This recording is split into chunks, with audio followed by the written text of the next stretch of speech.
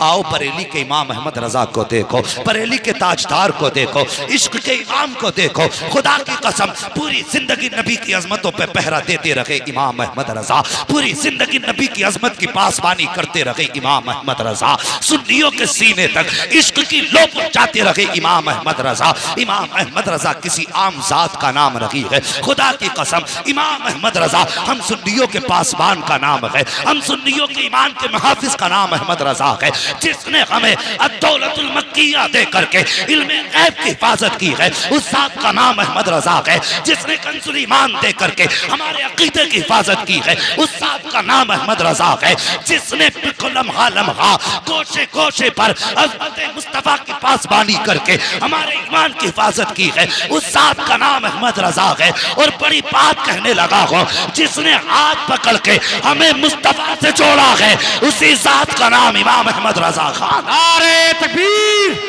नारे रिसालत, उलमाए अहले सुन्नत, मसलके आला हजरत, मसलके आला हजरत अल्लामा मुफ्ती हम्माद साहब किबला, अल्लामा मुफ्ती हम्माद साहब किबला। नारे तकबीर, नारे रिसाल।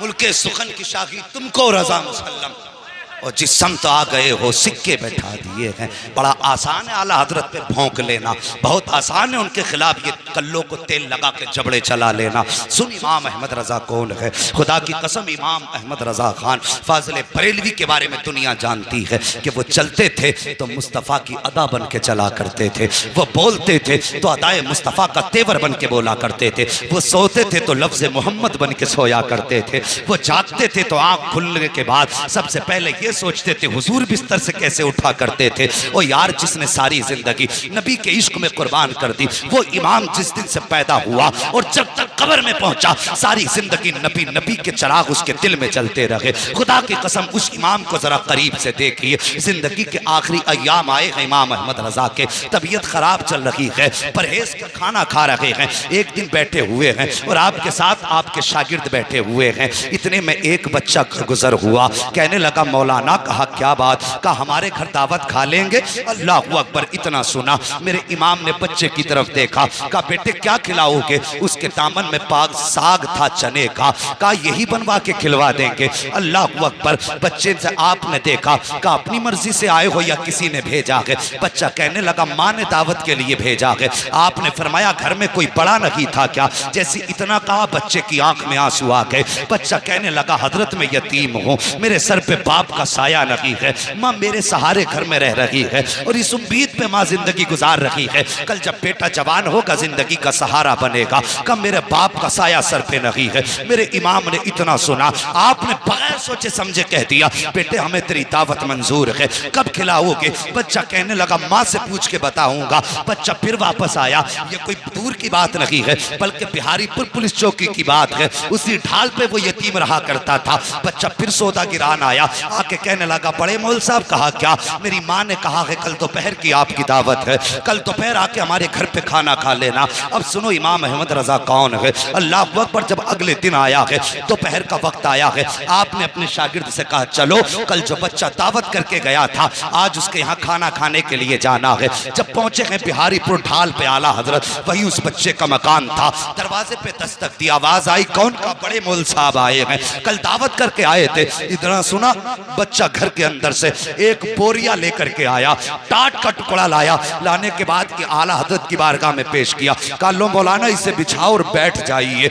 घर के आगे स्लिप की जगह पर आला हजरत ने वो बोरिये का टुकड़ा बिछाया है और बैठ जाते हैं। आज का पीर होता तो कहता पहले एयर कंडीशन कमरा चाहिए, एसी लगी होनी चाहिए, गद्दे ऐसे हो कि थकन उतर जाए, चार लोग पैर दबाने वाले हो। मगर सलाम मेरे इमाम तेरी मोहब्बतों के, सलाम मेरे इमाम तेरी अजमतों के। अल्लाह अकबर। बच्चे ने ला करके बोरिया बिछाया है, मेरे इमाम बैठ जाते हैं। अल्लाह अकबर। कौन बैठा है? वो बैठा है जिसके बारे में दुनिया कहा करती है डालती कल्ब में अजमत मुस्तफा सैयदी आला हजरत पे लाखों सलाम। वो बैठा है उस बोरिये पर। अल्लाह अकबर। जब लोग गुजर रहे हैं आला हजरत को देख के कहते हजरत आप यहाँ, मुस्कुरा के कहते थे जाओ तुम्हारी दावत नहीं हमारी दावत की गई है, तुम्हारी दावत नहीं हमारी दावत की गई है। ये कह के आप वापस कर देते आने वालों को। जब वक्त आ गया खाने का, बच्चा अंदर से चने की रोटी लाया है और बेसन की रोटी, चने का साग, और लाने के बाद रख दी है आगे। जैसी आगे आई है रोटी, आपके शागिर्द जो साथ थे कहने लगे हजरत जी आप देख रहे हैं ये बेसन की रोटी है, डॉक्टरों का, हकीमों का कहना यह है अगर एक लुकमा भी आपने खाया तो ये आपके लिए जहर से ज्यादा खतरनाक साबित होगी। अब क्या करोगे? अल्लाह अकबर, मेरे इमाम बैठे हैं, बिस्मिल्लाह शरीफ पढ़ी है और उसके बाद आपने दुरूद पाक का विर्द किया है, और वो रोटी जो मेरे इमाम के लिए जहर थी आपने पहला लुकमा तोड़ा है और उसी रोटी को खाना शुरू किया है। तुम्हें क्या लगता है एक लुकमा खा के कहना पूरा कर दिया होगा? नहीं, आला हजरत ने खाना शुरू किया है। हर दिन आपकी रोटी, आपकी खुराक आधी रोटी हुआ करती थी, लेकिन आज आपने पूरी रोटी तनावुल फरमाई है, पूरी रोटी खाई है। आपके साथ जो शागिर्द थे कहने लगे मेरे इमाम तेरे राजों पे कुर्बान जाऊं, मगर बताइए तो सही, हकीमों ने सख्त परहेज बताया था, हजरत आपने पूरी रोटी क्यों खाई है? अगर एक लुकमा खा लेते तब भी दावत का हक अदा हो जाता, दो लुकमे खा लेते तब भी दावत का हक अदा हो जाता। मेरे इमाम ने अपने शागिर्द का चेहरा देखा, आंख में आंसू भर लाए, फरमाते हैं ठीक कहा तुमने, अगर एक लुकमा खा लेता तब भी उसकी दावत का हक अदा हो जाता, लेकिन ये बच्चा यतीम है, सर पे बाप का साया नहीं है।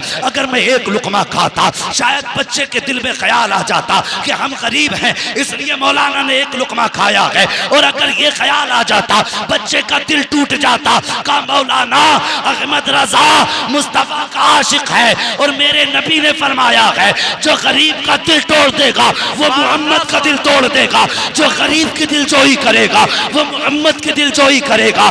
आला हजरत फरमाते हैं मौल साहब तबीयत सही रहे या बिगड़ जाए कोई फर्क नहीं पड़ता, अहमद रजा ये चाहता है कोई रूठे या ना रूठे लेकिन मदीने वाला मुस्तफा अहमद रजा से ना रूठे।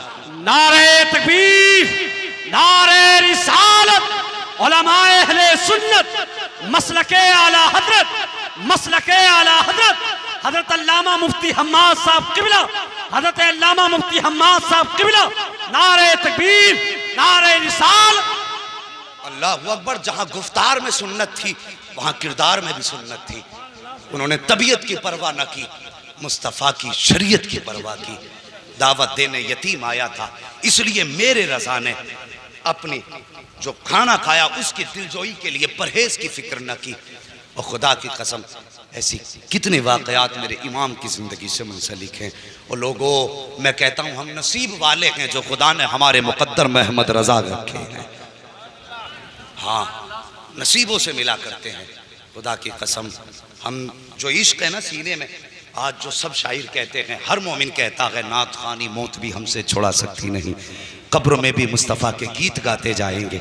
अगर ये इश्क का चराग जला है ना सीनों में तो सिर्फ बरेली की वजह से जला।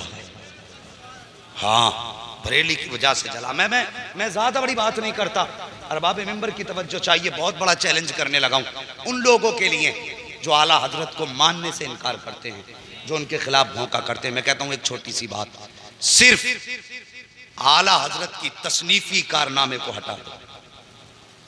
जो आपने 1000 से ज्यादा किताबें लिखी हैं उन्हें हटा दो, और हटाने के बाद मुझे बताओ अहले सुन्नत के पास बचता क्या है? बस आला हजरत की तसनीफात हटा दो और फिर मुझे बताओ आला हजरत के बाद हमारे पास है क्या? अगर कोई कहे ना बहार शरीयत है तो वो भी आला हजरत ही की है। हाँ, वो भी आला हजरत ही की है। अगर कानून शरीयत भी उठाओगे तो आला हजरत की है। बहुत बड़ी बात नहीं करता। अगर आला हजरत की किताबें और उनकी तसनीफात हटा दो तो एक माई का लाल ऐसा नहीं जो उनकी तहरीर छोड़ के वहाबियों से मुनाजरा कर सके। ये जो बकबक करते हैं ना आला हजरत के खिलाफ, वहाबी भी जब फतवा देते हैं ना तो फतावे रज़विया पढ़ के फतवा दिया करते हैं। इनके बापों ने ऐसी किताब ना लिखी जो दुनिया की जरूरतें पूरी हो जाती। अगर दुनिया की जरूरतें पूरी होती है ना तो आज भी खुदा का शुक्र है इमाम अहमद रजा की चौखट से पूरी हुआ करती है। तो हम मुकद्दर पे नाज ना करें, खुदा ने हमें इमाम अहमद रजा जैसी दौलत अता फरमाई। हाँ, जवानों आला हजरत से भी प्यार करो। और हम सिर्फ आला हजरत से इसलिए प्यार करते हैं कि आला हजरत ने हमारा हाथ पकड़ के मुस्तफ़ा के कदमों तक पहुंचाया है। हाँ, ये उनका एहसान है हम पर। बस अल्लाह करीम मेरे बोलने में अमदन साहब लफ्ज़न जो लफ्ज़ें ख़ताएँ हुई हों, मौला करीम उन ख़ताओं को माफ़ फरमा दे। हाँ, और मैं बात कह दूँ, जब कोई गुनाह सरी ही हो जाता है तो फिर उस गुनाह का इजहार करके तौबा लाजिम होती है। हाँ, अभी एक साहिब की ज़बान से जुमला निकल गया था कि हम अगर नेकी भी करते हैं तो अल्लाह की मर्ज़ी से, और गुनाह भी करते हैं तो अल्लाह की मर्ज़ी से। हाँ, गुनाह भी करते हैं तो अल्लाह की मर्ज़ी से, ये जुमला गलत है, तौबा लाजिम है। इसलिए कि अगर हम नेकियां करते हैं तो अल्लाह की तौफीक से, और गुनाह अगर करते हैं तो अपने नफ्स की वजह से। हाँ, ये हमारे शामत नफ्स होती है, ये हमें उभारता है। सिर्फ नेकियों की तौफीक अल्लाह देता है, और गुनाह अपने नफ्स की वजह से करते हैं। इसलिए तौबा लाजिम थी। बस सारे लोग इस गुनाह से भी तौबा कर लें, कलमा शरीफ भी पढ़ लें, सारे लोग पढ़ें ला इलाहा इल्लल्लाह मुहम्मद रसूलुल्लाह अस्तगफिरुल्लाह रब्बी। सारे लोग पढ़िए अस्तगफिरुल्लाह रब्बी मिन कुल्लि ज़ंबिन व अतूबु इलैह। या अल्लाह, हम अपने हर उस गुनाह से तौबा करते हैं जो हमने जाने और अनजाने में किए। मौला हमारी तौबा कबूल फरमा। बस जो हुए गलत उनको माफ़ फरमाए रब्बे कायनात। ज़िंदगी ने दिया साथ तो फिर होगी मुलाकात। चमन रहा फूल खिलेंगे, ज़िंदगी रही फिर मिलेंगे। मुसाफिर हैं हम भी, मुसाफिर हो तुम भी, किसी मोड़ पर फिर मुलाकात होगी। फ़कीरान आए सदा कर चले, सदा खुश रहो, ये दुआ कर चले। बस वमा अलैना इल्लल बलाग। अस्सलामु अलैकुम व रहमतुल्लाहि व बरकातुहू।